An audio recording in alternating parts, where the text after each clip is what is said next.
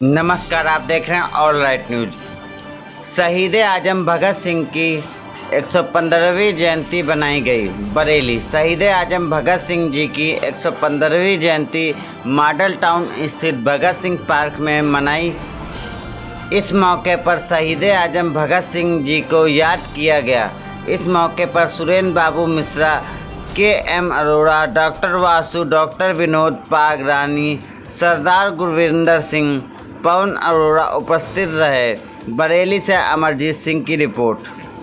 आज जो हम शहीद भगत सिंह जो हैं, आज शहीद आजम भगत सिंह जी की जयंती मना रहे हैं, इसमें कोई शक नहीं है। जो आज हम आज़ादी से घूम रहे हैं, आज़ाद अपने को समझ रहे हैं, इन सब की कुर्बानियाँ थी। इन लोगों ने जो है अपने जीवन को बलिदान कर दिया देश के लिए, देश की खातिर के लिए, और उस पर जो है आगे बढ़े और देश को आज़ाद कराया।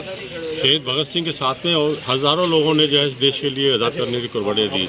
आज हम सबको नमन करते हैं और उनको उनका देखते कहते हैं कि ऐसा उन्होंने जो है हमारे देश को आज़ाद करने बहुत।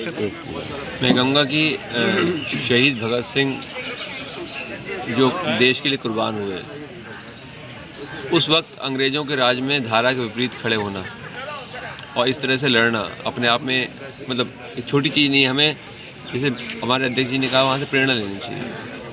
हमें प्रेरणा लेनी चाहिए अपने अतीत से, हिस्ट्री से। किस हिसाब से विभाजन की विवश झेल के लोग यहाँ पे आए, कैसे हमारे पूर्वजों ने, दादा परदादाओं ने क्या क्या नहीं झेला।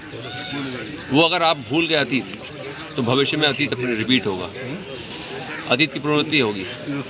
तो आप अपने अतीत को कभी ना भूलिए, क्यों विभाजन हुआ और विभाजन की विवश में कैसे लोगों ने क्यों कुर्बानी देनी पड़ी। ये सब हमें अपना याद रखना चाहिए। जय हिंद, जय भारत। आज भगत सिंह जी की हम लोग जयंती मना रहे हैं।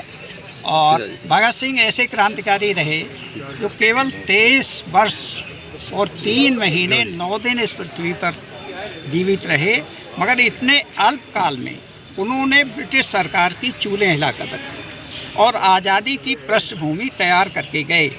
अगर वो चाहते तो असेंबली बम कांड से के बाद, बम फेंकने के बाद भाग सकते थे वो और वटकी सूरत, मगर क्रांतिकारी दल ने तय किया था कि भागना नहीं है, गिरफ्तारी देनी है, जिससे देश में विप्लव की आग जले और लोग आज़ादी के महत्व को समझें। तो उन्होंने देश में विप्लव की आग जलाई थी और इतिहास इस बात का गवाह है कि 7,68,600 नौजवान इस देश पर शहीद हुए। और भगत सिंह को विश्व का सबसे बड़ा क्रांतिकारी माना जाता है, केवल भारत का नहीं। जितनी जर्मन की क्रांति है, अमेरिकन क्रांति हैं, सब में उनको पढ़ाया जाता है।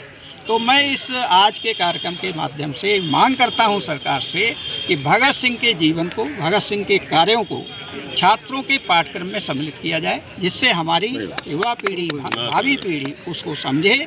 और शहीद भगत सिंह का जो 23 मार्च को जिस दिन उन्हें फांसी दी गई थी, उस दिवस को शहीदी दिवस घोषित किया गया। ये कौन सी जयंती मना रहे हैं आप लोग? जी, कौन सी जयंती? 115वीं जयंती है। 23 मार्च को इनका मतलब जो है, इन्हें फांसी पर लटकाया गया था। तो उस दिवस को पूरे देश में शहीद दिवस के रूप में मनाया जाए, ऐसी मैं सरकार क्या कहना चाहते हैं? मैं आज इस पावन दिवस पर सभी युवाओं को कहना चाहता हूँ कि हमें उनके कृत्यों से, जो कुछ भी उन्होंने देश के लिए किया, जिस ढंग से आज़ादी की लड़ाई लड़ी, अपनी कुर्बानी दी, देश को आज़ाद करने में अहम भूमिका निभाई, हमें उनसे सीख लेनी चाहिए। हमें भी कुछ, आज हम आज़ाद हैं, खुली सांस ले रहे हैं, तो सिर्फ उन लोगों की वजह से। हमें भी कुछ ऐसा करना चाहिए। हर युवा को ये सोचना चाहिए कि वो ऐसा नया क्या करे कि उसको भी याद रखा जाए, कुछ ऐसा कर जाएं जो दुनिया उसका नाम ले सके। इस प्रेरणा के साथ हमें जीवन यापन करना चाहिए और उनके दिखाए मार्ग पर चलना चाहिए। अपने देश के लिए कुछ भी कर गुजरने की मंशा हमारे मन में रहनी चाहिए। मैं सिर्फ इतना ही निवेदन आज सभी युवाओं से करना चाहता हूँ, क्योंकि उन्होंने युवावस्था में अपनी कुर्बानी दी थी, तो युवाओं को इनसे ज़्यादा ही प्रेरणा लेनी चाहिए। धन्यवाद।